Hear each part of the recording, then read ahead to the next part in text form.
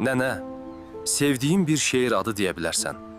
Şair Kamran Bağırlı ay deyəydi. Kaş yenə körpə olaydım, zülmət mənə ay deyəydi. Beşi üstə gözəl anam, şirin bir laylay deyəydi.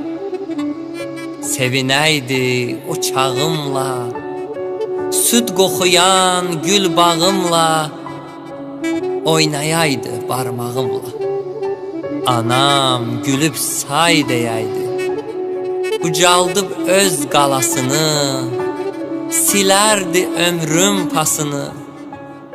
Əziz şəkər balasını mələklərə tay deyəydi. Nur ələnəydi gözünə, bal qatılaydı sözünə.